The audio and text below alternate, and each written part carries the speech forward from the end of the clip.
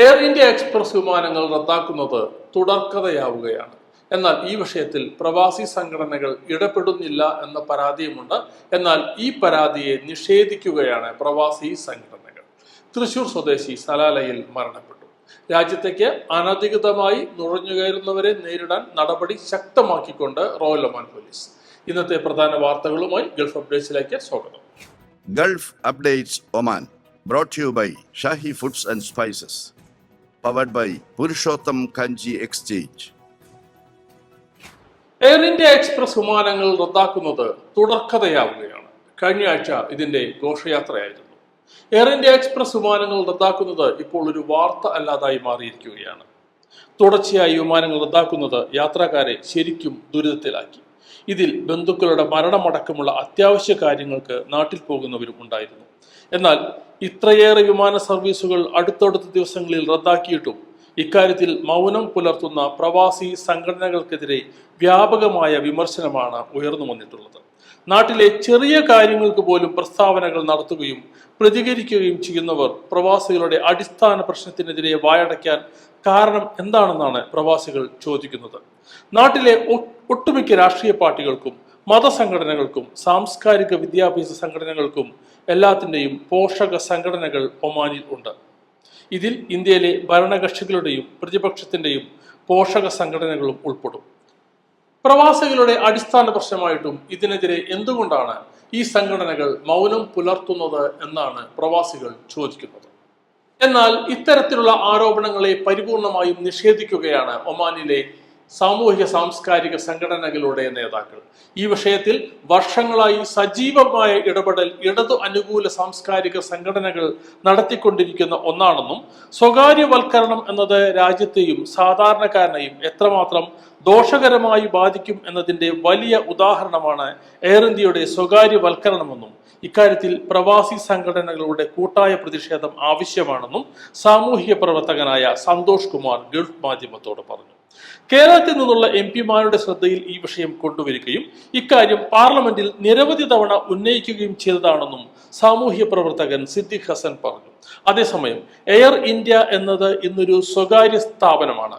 സ്വകാര്യവൽക്കരിക്കപ്പെട്ട ഒരു സ്വകാര്യ കമ്പനിക്കെതിരെ സമരം ചെയ്യുന്നതിന് പരിമിതികൾ ഉണ്ടായിട്ടും എയർ ഇന്ത്യ എക്സ്പ്രസിന്റെ ഓഫീസിന് മുന്നിൽ പ്രതിഷേധം സംഘടിപ്പിക്കുവാൻ OICCക്ക് കഴിഞ്ഞിട്ടുണ്ടെന്നും ഇക്കാര്യത്തിൽ കൂടുതൽ ശക്തമായ പ്രക്ഷോഭ പരിപാടികൾ സംഘടിപ്പിക്കുമെന്നാണ് സിദ്ദിഖ് ഹസൻ ഗൾഫ് മാധ്യമത്തോട് പറഞ്ഞത്. എന്തായാലും ഇക്കാര്യത്തിൽ പ്രവാസി സംഘടനകൾ കൂടുതൽ ഉണർന്നു പ്രവർത്തിക്കേണ്ടതിന്റെ ആവശ്യകത ഉയർന്നു വരുന്ന സാഹചര്യമാണ് ഉള്ളത്. തൃശൂർ ചാഴൂർ സ്വദേശി ബിനോയ് ജോസഫ് സലാലയിൽ നിര്യാതനായി. സലാലയ്ക്കടുത്ത് PTO സെന്ററിൽ താവൂസ് കമ്പനിയിലായിരുന്നു ജോലി ചെയ്തിരുന്നത്. ആശുപത്രി മോർച്ചറിയിൽ സൂക്ഷിച്ചിരിക്കുന്ന മൃതദേഹം തുടർ നടപടിക്രമങ്ങൾ പൂർത്തിയാക്കി നാട്ടിലേക്ക് കൊണ്ടുപോകുമെന്ന് ബന്ധപ്പെട്ടവർ അറിയിച്ചു. ബർക്കയിലെ കസ-ഈനിലെ പുതിയ മാർക്കറ്റിൽ ഉണ്ടായ സംഘർഷത്തിൽ നിരവധി പേരെ അറസ്റ്റ് ചെയ്തതായി റോയൽ ഒമാൻ പോലീസ് അറിയിച്ചു. ഇവിടുത്തെ തൊഴിലാളികൾ തമ്മിലായിരുന്നു ഇന്നലെ കലഹത്തിൽ ഏർപ്പെട്ടത് എന്നാണ് അറിയുവാൻ കഴിയുന്നത്.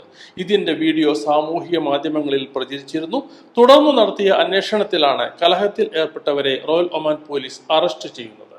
ഇവർക്കെതിരായ നിയമ നടപടികൾ പൂർത്തിയായി വരികയാണെന്നും പോലീസ് അറിയിച്ചു.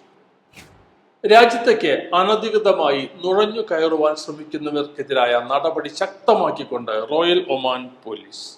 ഈ വർഷം മെയ് ജൂൺ മാസങ്ങളിൽ ഒമാനിലേക്ക് അനധികൃതമായി കടക്കാൻ ശ്രമിച്ച 58 പേർ പിടിയിലായതായി ROP കണക്കുകൾ വ്യക്തമാക്കുന്നു. സാമ്പത്തിക നേട്ടത്തിനായി ആളുകളെ കടത്തിയതിന് Buraimi governorate police command June 13-ന് 2 ഏഷ്യൻ പൗരന്മാരെ അറസ്റ്റ് ചെയ്തു.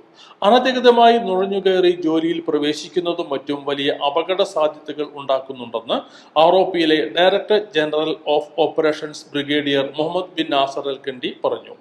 ഇത്തരം ആളുകൾ ക്രിമിനൽ പ്രവർത്തനങ്ങളിൽ ഏർപ്പെടും. കുറ്റവാളികളെ തിരിച്ചറിയുന്നതിൽ അധികാരികൾക്ക് സുരക്ഷാ വെല്ലുവിളികളും ഉയർത്തും. മാത്രമല്ല അവരുടെ സാന്നിധ്യം ആരോഗ്യ സേവനങ്ങളെ തടസ്സപ്പെടുത്തുകയും പകർച്ചവ്യാധികളുടെ വ്യാപനത്തിന് വരെ കാരണമാവുകയും ചെയ്യുമെന്നും അധികൃതർ അറിയിച്ചു. മസ്കറ്റ് KMCC ഇരിക്കൂർ മണ്ഡലം വർക്കിംഗ് കമ്മിറ്റി യോഗം റൂവി KMCC ഹാളിൽ സംഘടിപ്പിച്ചു. പ്രവാസി വോട്ടവകാശം രാജ്യസഭയിൽ ഉന്നയിച്ച മുസ്ലിം ലീഗ് രാജ്യസഭാ MP അഡ്വക്കേറ്റ് ഹാരിസ് ബീരാനെ യോഗം പ്രത്യേകം അഭിനന്ദിച്ചു. പ്രവാസി വോട്ടവകാശം ഉടൻ പ്രാബല്യത്തിൽ വരുമെന്ന് യോഗം പ്രത്യാശ പ്രകടിപ്പിച്ചു. മുസ്ലിം ലീഗിന്റെയും ദളിത് ലീഗിന്റെയും സമുന്നത നേതാവായ AP ഉണ്ണികൃഷ്ണന്റെ നിര്യാണത്തിൽ യോഗം അനുശോചിച്ചു. മസ്കറ്റിൽ നിന്നും ഇന്ത്യയിലേക്കുള്ള വിമാനങ്ങൾ റദ്ദാക്കുന്നതടക്കമുള്ള നിരന്തരമായുള്ള ദ്രോഹ നടപടികൾ അവസാനിപ്പിക്കാൻ അധികൃതർ മുൻകൈ എടുക്കണമെന്നും യോഗം ആവശ്യപ്പെട്ടു. ഇതോടെ ഗൾഫ് അപ്ഡേറ്റ്സ് പൂർണ്ണമാവുന്നു. വീണ്ടും കാണുന്നതുവരെ നന്ദി, നമസ്കാരം.